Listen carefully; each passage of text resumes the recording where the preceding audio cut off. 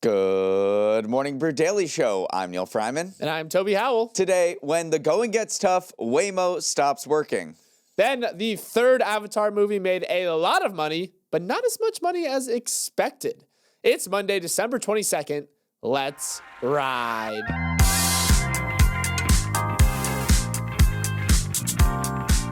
Good morning and happy Monday. Give yourself a pat on the back because you've made it through the darkest timeline.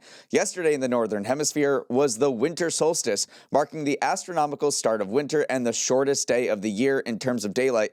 There will now be a little more sunshine every single day until June, so that's something to look forward to.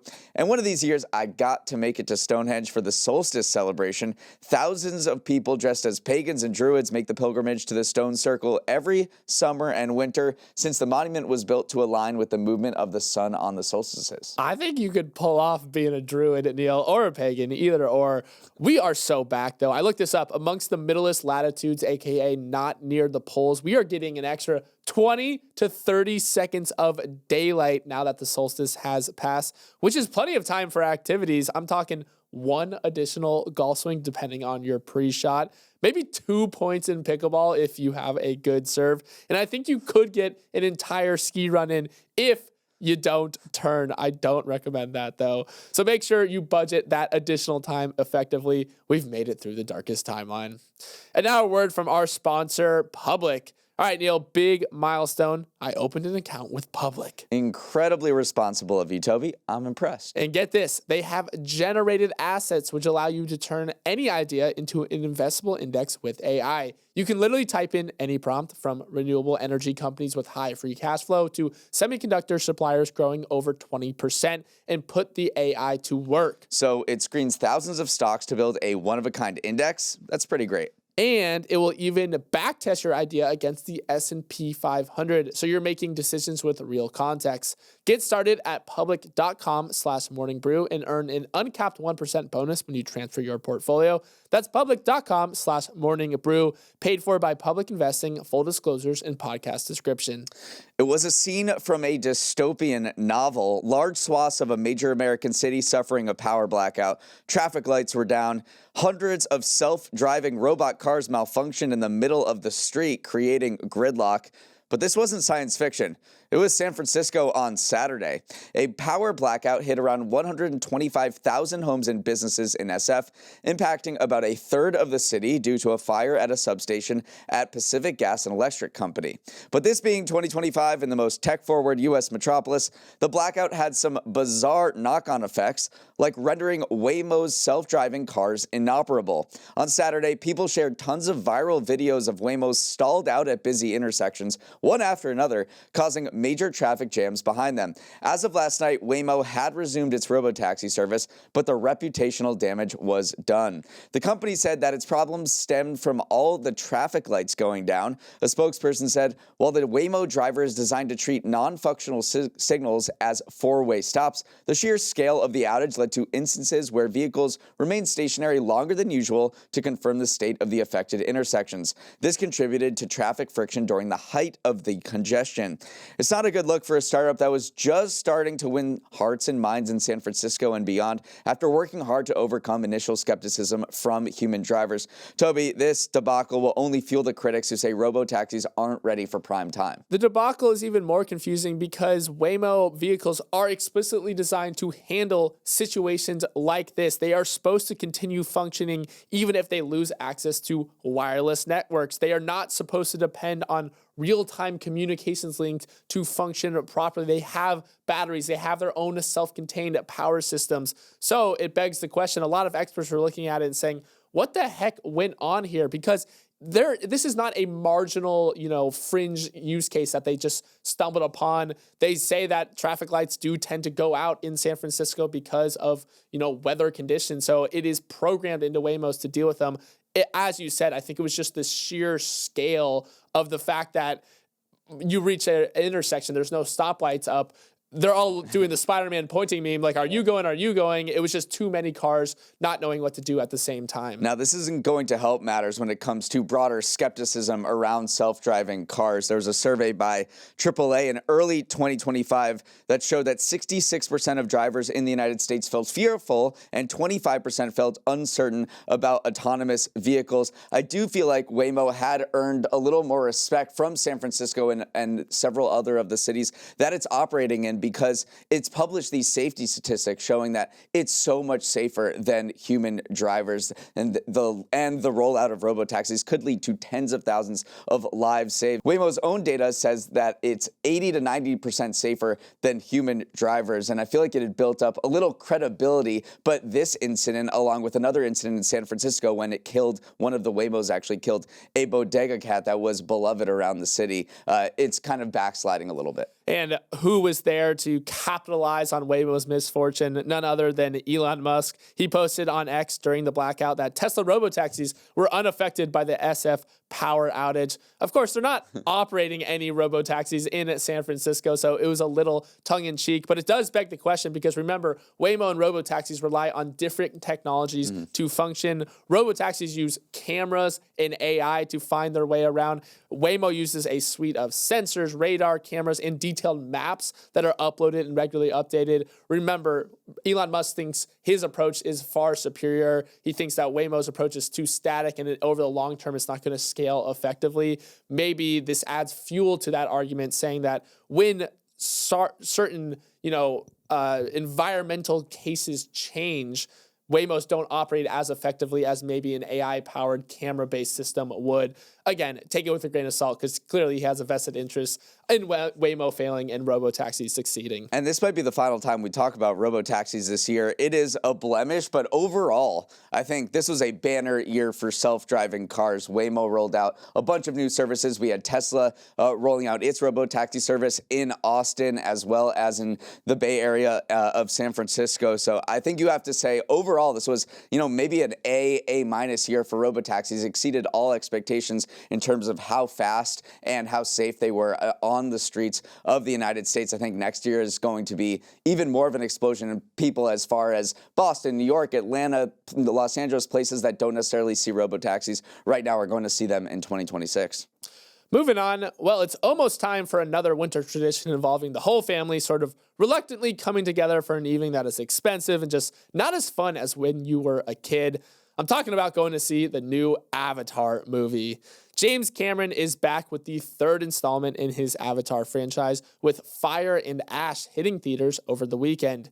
He went bigger and bluer than ever this time, with Disney spending an estimated $500 million making and advertising the film. That comes in at a whopping 3 hours and 15 minutes, the longest in the franchise so far.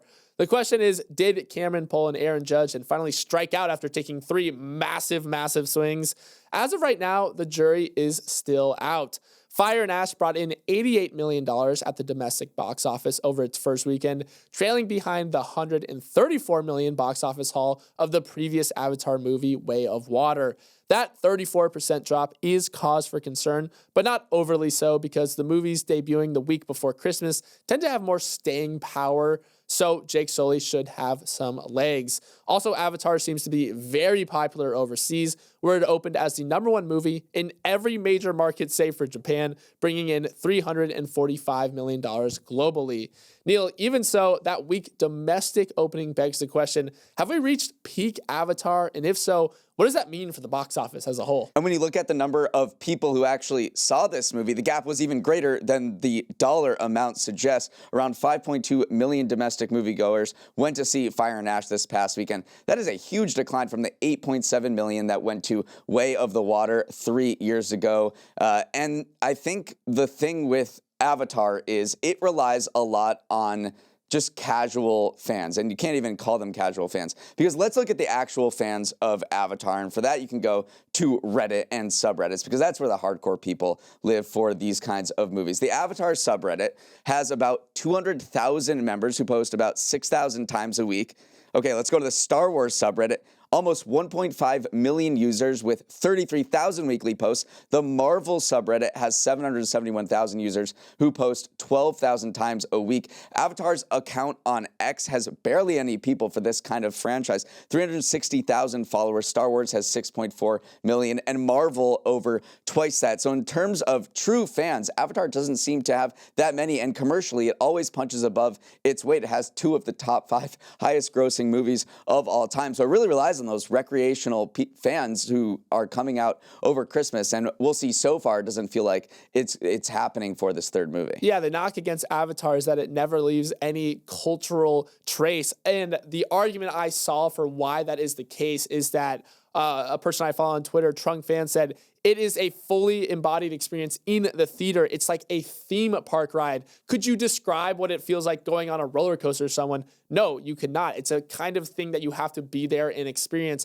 It doesn't really spawn a lot of memes. Part of that is because the dialogue is a little lacking sometimes. Some of the character arcs are a little forgettable, but the visuals are what bring people out. And it's what James Cameron is after. He wants it to be the sort of thing that you bring the whole family out. You have this 3-hour experience where you feel like you're getting bang for your buck as movies get more expensive. So it is just a weird liminal space that Avatar exists in, where it has a lot of haters and detractors, and yet it has brought in over $5 billion over the course of its franchise, and this probably is on its way to becoming another billion-dollar movie. One final, note about Avatar, or fun fact, is that Una Chaplin, who is kind of the star, I won't reveal too much, but she's kind of the main villain in the movie. She is Charlie Chaplin's granddaughter, and a lot of people said you can see this kind of through line through filmmaking where it's another franchise, pushing the boundaries, but also she has this very physical performance. Charlie Chaplin was very famous for,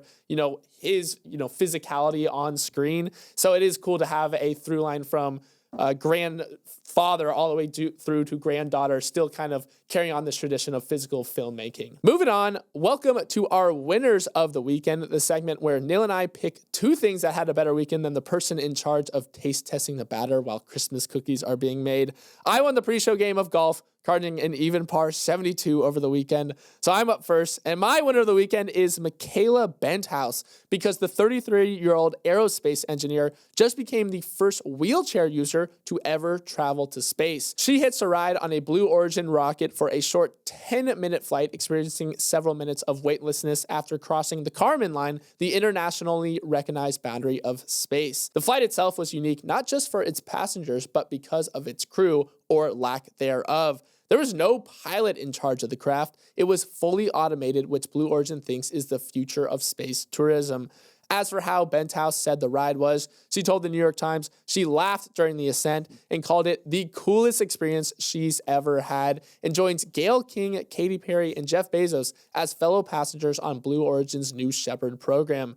Neal, I was surprised by this. Blue Origin has sort of quietly flown 92 people total to space across 16 missions. It generated a lot of headlines when Katy Perry got out of her capsule and kissed the ground, but as Benthouse's trip shows, the program is expanding to include a lot more people and people beyond the rich and famous. Yeah, I thought this was pretty cool that they didn't actually have to make a lot of adjustments to the spacecraft to accommodate her, according to the company, and that's because they said they designed the capsule with accessibility in mind. They also mentioned that they've taken other, maybe non-traditional astronauts to space through this particular program. They took 2 90-year-olds, becoming the oldest people to ever go to space, and others with limited mobility and impaired sight or hearing. So pretty interesting to see that they didn't have to make so many tweaks or accommodations to fit this wheelchair user. And as for Michaela, she said her goal was not only to make space accessible to disabled people, but to improve accessibility on Earth too.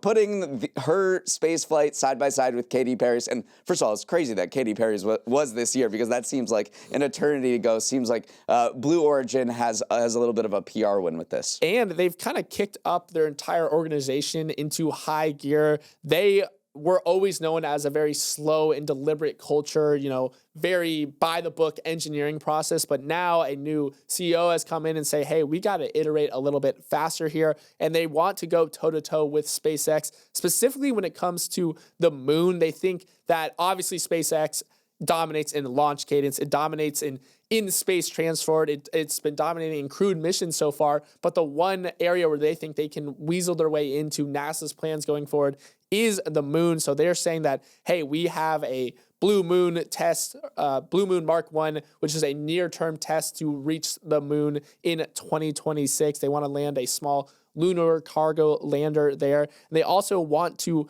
invest in technology that will lead to a longer-term presence on the moon, where they've been developing solar cells, they've been developing power transmission wires that do well on the lunar surface, saying like, hey, we're your moon guy. SpaceX can do everything else, but, look to us when it comes to, the lunar surface.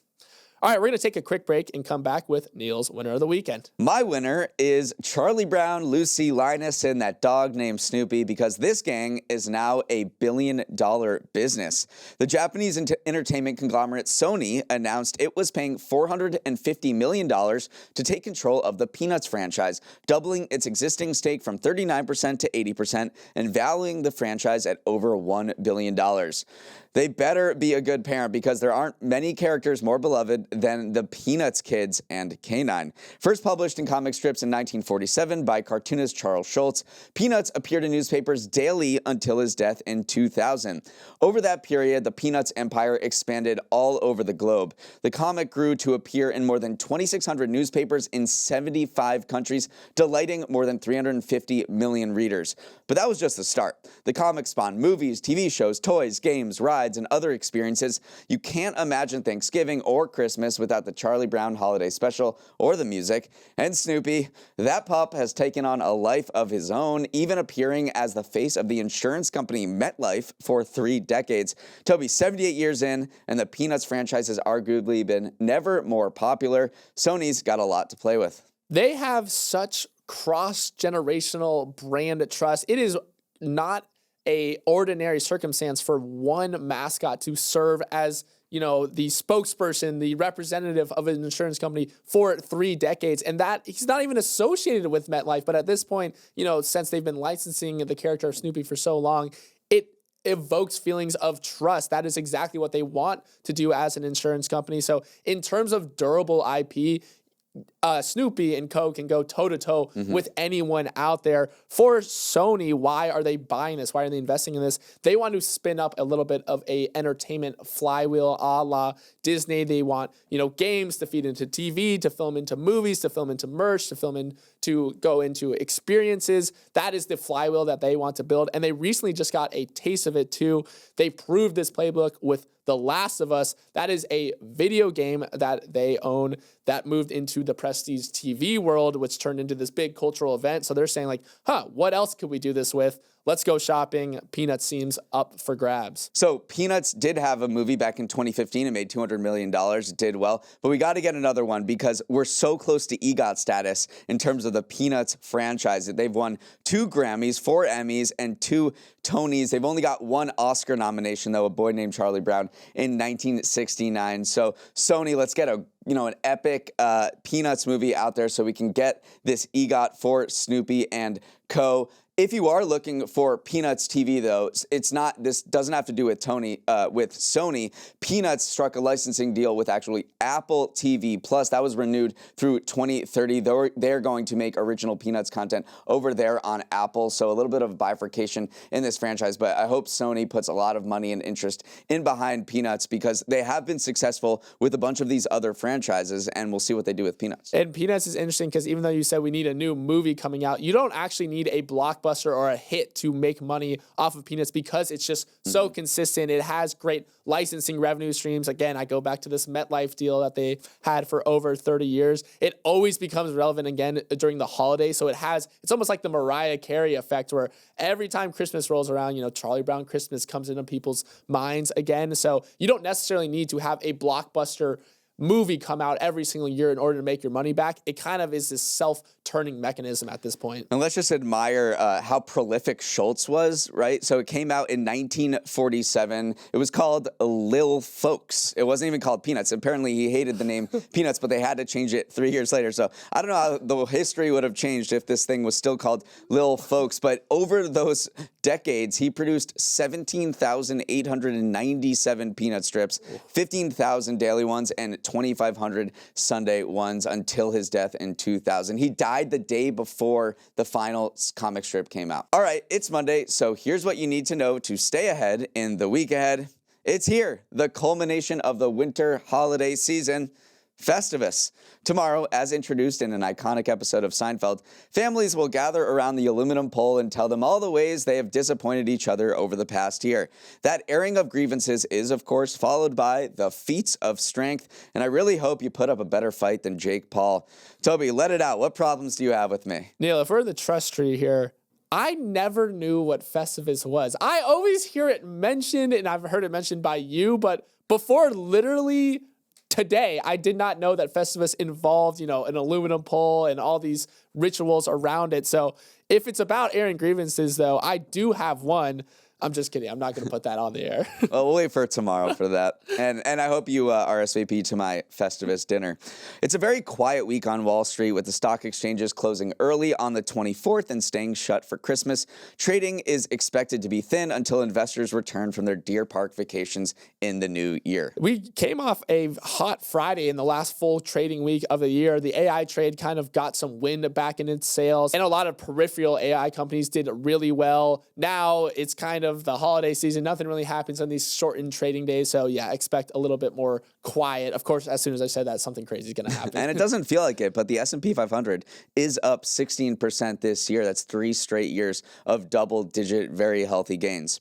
Federal government workers are also going to have a chill week. Last week, President Trump issued an executive order naming Christmas Eve and the day after Christmas federal holidays, giving employees those days off this year. That doesn't mean your company will necessarily do the same. Private firms often follow the federal holiday calendar, but they aren't legally obligated to. Overall, about 11% of employers granted staff the full week off between Christmas and New Year's in 2024. And if you are trying to plan ahead to next year and, have a bigger vacation around this time, you can't necessarily do that because this does not mean that they are designated as a federal holiday in perpetuity. To do that, legislation must pass through Congress and then be signed into law by the president. So this is just a temporary 1-year thing for now, although maybe next year he'll do the same exact thing. And next year, I just looked it up, Christmas is on a Friday. So that means people are going to be working like Monday through Wednesday, whereas this year it's more in the middle of the week. Yeah, you want like a Wednesday or a Thursday Christmas because that's kind of a 2-week thing if your employer is feeling generous. Christmas on a Friday, you're working the 20th and the 21st. All right, the sports world this week will be anything but quiet with the NBA and NFL hosting games on Christmas. The NBA used to own this holiday, but the NFL is encroaching on its turf with 3 matchups on December 25th. The only thing Christmas Day sporting slate is missing, Jake Paul falling all over and rolling around in the ring with a professional fighter. I could really use a little more Jake Paul in my life this Christmas. I think we could all use more Jake Paul in our life this Christmas. All right, if sports isn't your thing and you're more of a Christmas and the movies kind of family, there is a good one hitting theaters. Oscar contender Marty Supreme opens, starring Timothée Chalamet as an aspiring ping pong player in the 1950s. I think I'm going to go Marty Supreme max this holiday season. Just play a lot of ping pong, like an uncomfortable amount of ping pong. Sounds like a good way to spend the holidays to me. That is all the time we have. Thanks so much for starting your morning with us, and have a wonderful Monday. If you want to get in touch with us, you can send a note to morningbrew@morningbrew.com or DM us on Instagram @MBDailyShow. Let's roll the credits. Emily Milliron is our executive producer. Raymond Liu is our producer. Our associate producers are Olivia Graham and Olivia Lake.